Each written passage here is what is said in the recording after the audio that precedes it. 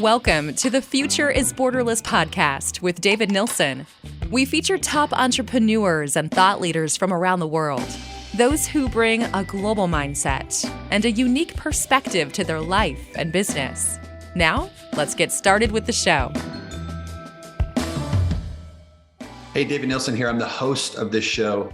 Here I connect with business leaders from around the world who have what I like to refer to as a borderless mindset. And these leaders share ideas, innovations, experiences, and ultimately helping us build best practices that will help us lead and grow in a rapidly changing world. Past guests we've had on the show include Amanda Knox, Lex Sisney, Ben Elowitz, and many, many others. Now, today's going to be a little bit different. Instead of me interviewing our guests, we flipped the script, and I have Chad Franzen here from Rise 25, who has done thousands of interviews with successful entrepreneurs, investors, and CEOs. And that's how we're going to move forward today. So Chad, welcome to the show. Hey, David, thanks so much. Great to be here. I appreciate the opportunity. Before we get started, I'll let everybody know that this episode is brought to you by Doxa Talent. Doxa Talent helps businesses to source full-time, highly skilled workers from all over the world. And as a result, these companies can scale faster, increase margin, and improve culture. The most common roles that they help companies fill are virtual assistants, finance professionals, sales and service, help desk, and even software engineers. To learn more about how Doxa Talent can help your business leverage borderless talent, go to doxatalent.com. Hey, David, thanks so much for allowing me to be a part of this. Let's get into what you guys do for your clients and maybe past clients that have used you and benefited from your service. Tell me about one client maybe that you can think of and how they found you. Yeah, well, so my business, Doxa Talent, helps entrepreneurs, business leaders from all over the US, the UK, Australia, to build high-performing global teams. These are dedicated, highly skilled workers that are working in their business and with their clients and team members. As you know, today, there's this war on talent. There's a shortage all over the world. And leaders, when I talk to them, are worried about whether they can find talent. If they can find it, they're worried about can they retain it, and also if they can afford it. And so we provide this unique opportunity for them to augment some of those challenges. We work with lots of different types of companies. One that comes to mind for me specifically is a food services business that came to me about a year ago and said that they needed to scale up their accounting department, but like a lot of businesses, they were struggling with the demand you were seeing because of COVID and their need to scale up. And they thought that we represented a really cost-effective way for them to build more capacity in anticipation of future work. So it was an interesting one because when they came to us, their team was a little bit concerned about the idea of working with offshore talent and what it meant for them, what it meant in terms of security. Could you really find highly skilled, dedicated individuals? And we worked with that team to actually build out multiple accounting professionals that could be instantly installed on their team and give them that capacity to go ahead and continue scaling as an organization. But it wasn't an easy one at first because there was a lot of apprehension on their part. Yeah, what were some of the questions you got from them in the beginning, if you could recall? Well, one of them was, can we find people that understand U.S. accounting? That was a big one, obviously, because when you're talking about hiring people that are going to do that type of work, you want to make sure that you're not having to teach them the basic fundamentals. Otherwise, you just go find someone fresh out of school. Another one was like the time zone. Could we find somebody that would work at least some of our hours so we didn't have to worry about exchanging information via email or videos in off hours? Another one was, simply based on cost and turnover. Like, would we be able to retain these people long term? So there was a lot of the questions initially that they had that we had to just sort of overcome one by one. So what were some of the, since they were lacking these people doing this for them, what were some issues that they were having? What was things like, paying people on time, right? It was making sure that, when they received invoices, they were processed, put in the system, and then paid on time. Another one was making sure that they got their financials closed out at the end of the month in a timely manner so that they could make good business decisions with accurate real-time data versus waiting, weeks and even months after the fact. So those are a couple of the, what I would call the symptoms of the capacity issues. And then what did you end up doing for them? Well, we ended up hiring a couple of individuals to join their team. So what's really interesting about the Philippines is that there is abundant finance talent. So in this particular case, they were, curious, would there be people there that understood US accounting? The answer is emphatically yes. And in fact, what's really interesting is a CPA designation is also relatively common in the Philippines, whereas that is like a unicorn here in the US. It is something that you can find relatively easily in the Philippines. Now, I don't want to represent that they're the same CPA, because a Philippine CPA is not exactly the same as a US-based one. But the reality is it is definitely a skill set that can be implemented immediately within generally any organization. What was the outcome then for this client? Well, I mean, it's the symptoms that I talked about earlier, those have gone away. And what's actually interesting is they've had leadership turnover. And I can't even imagine what that would have done to their business if that turnover had occurred a year ago when they didn't have the capacity and everything was sort of falling on this individual. We were able to sort of expand that capacity so that they could get the real-time accurate financials. They were paying people on time. Finance department wasn't a bottleneck anymore. But interestingly enough, we became a hedge against future turnover risk for them domestically in the meantime.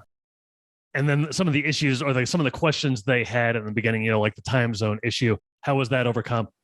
Well, it's actually pretty easy. I mean, the BPO industry, and I should say BPO is business process outsourcing. So the outsourcing industry in the Philippines runs 24/7 because it represents about 15% of their GDP. So it is a huge contributor to their economy. And for that reason, the government has made massive investments in infrastructure, and it literally runs around the clock.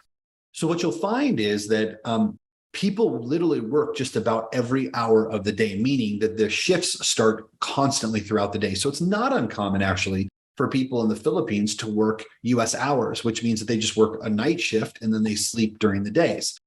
One of the things that we actually feel, I think, passionate about is that if in the case that it's appropriate, and I think in general, if you're not serving the customer, meaning you're not a customer service agent or salesperson during a specific time, it's great if companies can be flexible and let them work what we call as a split shift. Now, I'm on Mountain Standard Time, so you'll have to make adjustments, or listeners will have to make adjustments for that. But how that works then is that somebody starts in the Philippines, the split shift, they start at 2:00 their time, and it goes to 11 p.m. their time. So this is our time. It's 2:00 in the afternoon to 11 p.m. my time. But for them, it starts at 4 a.m. and it goes until about 1 p.m. So yes, they're getting up early in the morning, they're working that morning shift, but they have plenty of daylight, time with their family, dinner with their family, and a little bit more normalcy. So we always encourage people, when it is appropriate, to consider that, because they'll get 2 or 3 or 4 hours of overlap in the afternoon to do one-on-ones and meetings and have a chance to review work product, do some training, and then they have plenty of focus time for production purposes. And finance roles are great for something like that. Yeah, I'm sure you've answered this question before. What kind of got you? How did you kind of get interested in doing this? Yeah, it's funny. So right now I live in Boise, Idaho, but for the last 25 years, I've been in Bellevue, Washington, or Seattle, Washington, where Microsoft and Amazon and Costco and Boeing and these mega employers exist. And there's only 800,000 people within the city of Seattle. And so there's this huge amount of demand for that talent. And for that reason, over the last decade, you've seen the cost of living skyrocket, income has skyrocketed, and people have had to move further and further outside of the city in order for them to be able to afford to live. And, the reality is it's one of the worst places for traffic in the entire country. And so, I had this business, there was 100 and some odd people, downtown Bellevue, Washington, and we had people that were commuting 2 and 3 hours a day to work for an 8-hour job. And it was becoming tough for us to compete as a business services company with all these, venture-backed startups and these mega employers like I named just a second ago. And so we started looking at other alternatives, and we ended up deploying a few different strategies. One was we opened up another campus in Boise, Idaho, an emerging area of the country. We also started looking at outsourcing or offshoring as an opportunity. And in the process of doing that, I learned a lot of things along the way. One thing that I felt was really important, though, is that as I was traveling around the world, I went to Bangalore, India, I went to Kazakhstan, I was in China, and then ended up in Vietnam, and then finally the Philippines. And what I constantly saw is that people were treated like product. that the work conditions were fine, but they weren't great. The technology was okay, but it wasn't fantastic. The hardware was behind the times. It just felt like it was such a massive opportunity, and yet it hadn't really evolved to where it should. And then there was this big gap in the market in terms of, there's lots of companies out there that want to support businesses who want to hire 100 to 500 to 1,000 people or willing to sign multi-year contracts. But for small business owners, there wasn't really anybody there that was like, yeah, go ahead, hire one person, get it right, and then you can scale from there. And so over the course of 5 years offshoring, we finally decided, you know what, it's time for us to do this our way, in a way that lifts up the communities that we're working with and still represents this amazing opportunity for small business owners. So you personally have interacted with, the people from different cultures who are being hired offshore. Yeah, many times. Yeah, and it's interesting.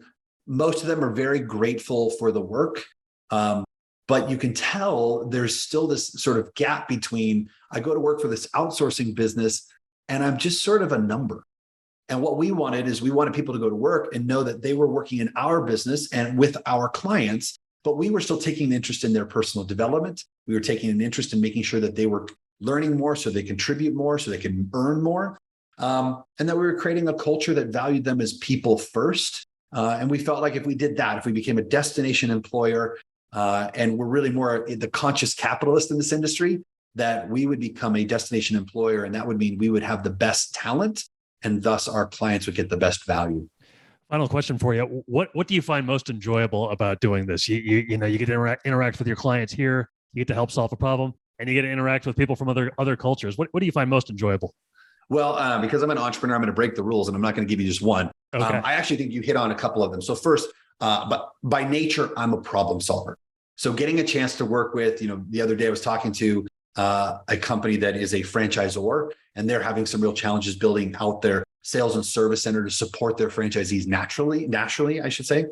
There's a software firm that we're working with right now who's had a hard time recruiting software engineers because there's this sort of pressure cooker here in the US, and they're needing to augment those recruiting efforts. And that to me, like getting a chance to go into a business and understand what's working, what's not, and thinking through what are the ways that we can sort of help them solve this in a unique and interesting way that helps them scale faster, but reduces costs as a percentage of as we go. That to me is really exciting.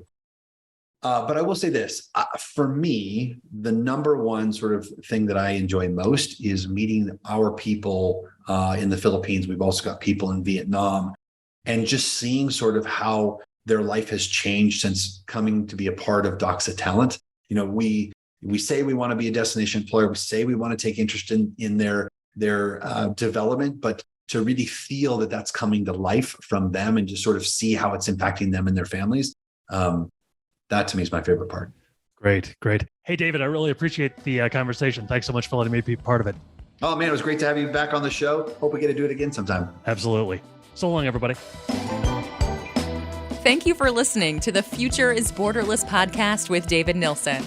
Be sure to click subscribe to future episodes so you can hear from more top entrepreneurs and thought leaders. And we'll see you again next time.